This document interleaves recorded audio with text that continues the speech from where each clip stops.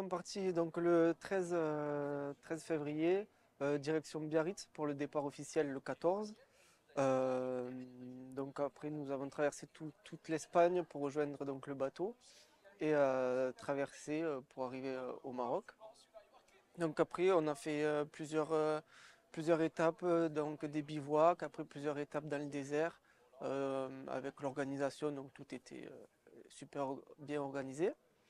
Et donc le dernier jour, donc soirée de clôture à Marrakech, donc avant de reprendre la route direction Tourtrol, ville de départ. Mais déjà, c'est le portage. Donc, à peine arrivé, on est sur le parking, voilà, comme vous l'avez dit, avec toutes les 4L garées côte à côte. Donc, d'entrée, c'est que du portage avec les autres équipages. Beaucoup de discussions sur comment vous avez préparé votre 4L, pourquoi cette couleur, pourquoi faire le 4L Trophy, pourquoi avec ton frère. Enfin, voilà, plein de questions. Et après, c'est beaucoup les 2 premiers jours à Biarritz, c'est contrôle de la voiture, contrôle médical sur voilà, si on n'est pas malade, si on n'a pas de problème ou si on n'a pas eu d'accident. Et après, c'est beaucoup de documents à fournir par le passeport, parce Oui, qu'on a parce des qu'on pays étrangers, tout mm. ça.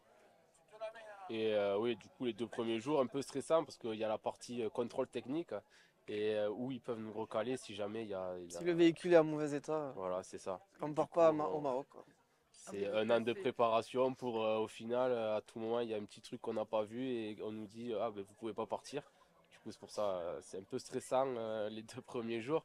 Et au final, une fois que tout est validé et qu'on sait qu'on part, ben là C'est c'est la l'aventure, fête, c'est l'aventure qui commence. ouais c'est ça. Ouais c'est ça, 8 jours dans le désert.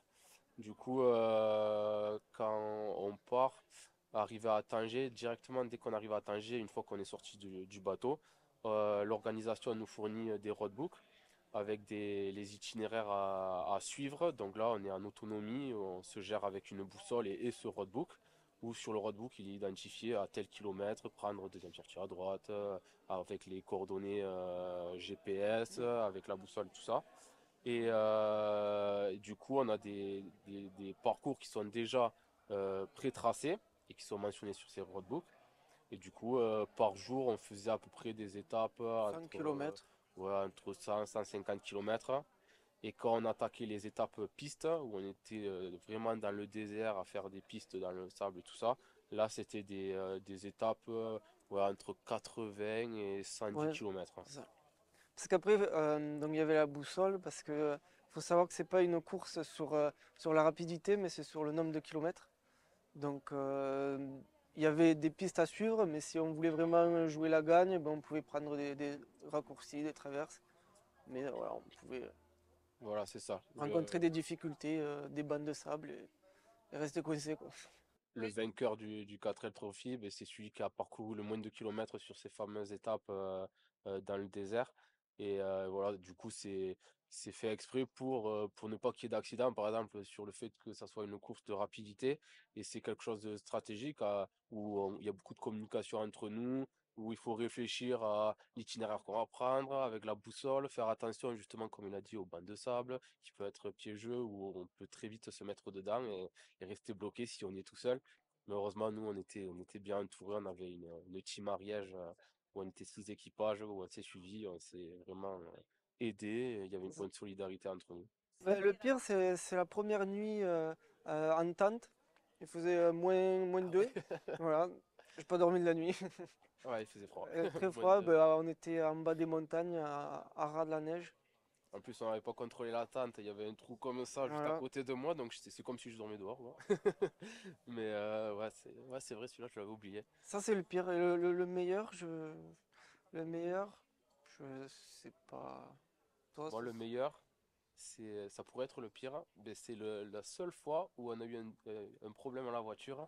C'était pendant l'étape marathon où on a pété dans le tambour arrière, on a pété une une pièce. pièce. Et Ah là, oui, ça c'est met là un où, petit peu de. c'est là où on s'est dit, enfin, il y a un souci à la voiture, enfin, on est dans le vif du sujet. Voilà, on va voir C'est vrai. comment on va se démerder, comment on va réparer cette petite casse. Et franchement, pour moi, c'était le meilleur parce que c'est là où Oui, merde, c'est là où on a sorti les outils, on le a dit petit qu'est-ce qu'on stress, fait, voilà. tout ça. Oui, heureusement Voilà. que c'est arrivé parce qu'on s'est dit sinon, Trop trop facile. facile. Non, ouais, franchement, pour moi, c'est mon meilleur souvenir, ça. Ouais, par rapport à ce qu'on a imaginé, c'est beaucoup mieux. Du fait qu'il y a une grosse solidarité entre tous les équipages, tous les trophistes. Il y a beaucoup de portage, beaucoup d'entraide. Et ça, franchement, je pensais pas que ça allait être. On allait tous être soudés alors qu'on se connaît même pas. Et on a très vite fait connaissance. Ouais. Les soirs, on se rejoignait autour d'un feu de camp. On buvait l'apéro, on discutait de comment on a préparé les voitures, d'où on venait, nos professions. Et franchement, ce portage, je m'attendais pas à Ça. ça. Et Là, en c'était. parlant d'entraide, eh ben, dès la première étape, eh ben, nous, on s'est arrêté à toutes les voitures qui étaient en embourbées, on les aidait. Bon, à la fin, on le faisait plus parce que sinon on allait arriver à pas d'heure, mais ça déjà, C'est ce qu'on recherchait, ouais. c'est ça. Aider, le soutien. Aider les autres. Là, on est parti de rien, une voiture toute rouillée, le moteur encrassé.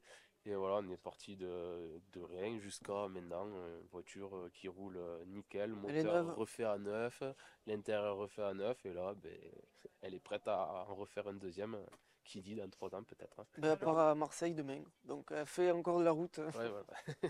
Non, le prochain 4L Trophy, ça serait plus pour la 30e édition. Donc Pourquoi pas? dans 3 ans, on aimerait le refaire. Et à refaire, on garderait le même style de voiture, donc une F4. Et à changer, on changerait le Le moteur, un moteur. moteur plus puissant. Puisque celui-là, il marchait très bien, mais par exemple sur l'autoroute, vu qu'il y a pas mal d'autoroutes, La et route était longue. voilà, c'est ça. On était à 80-90, alors qu'avec un moteur un peu plus gros, on pourrait être à Voilà. 110-120. Et même dans l'école, on roulerait mieux. Parce que là, Ouais, parce que dans toute l'école, on était en seconde à 40 km/h. On se faisait dépasser, on se faisait brancher par les collègues qui nous montraient les rames à la fenêtre. Et ouais, non, ça serait juste le seul point à améliorer. Mais sinon, franchement, une top d'expérience. Et c'était vraiment génial. non, on a eu un accrochage peut-être, mais je me rappelle pas Ouais, dès pourquoi. le premier jour, ouais. Pourquoi? Parce que t'as failli te prendre un camion. Ah oui, Failli te peut-être. prendre un camion parce qu'il regarde pas ses rétros. Et du coup, dès le premier jour, ça, ouais. Mais après, du coup, Non, après, ouais, on s'est on a entendu. profité, du coup, Le soir au bivouac, un eh ben, il faisait la révision moteur, l'autre il faisait la pression l'apéro. des pneus ou l'apéro. Enfin, voilà.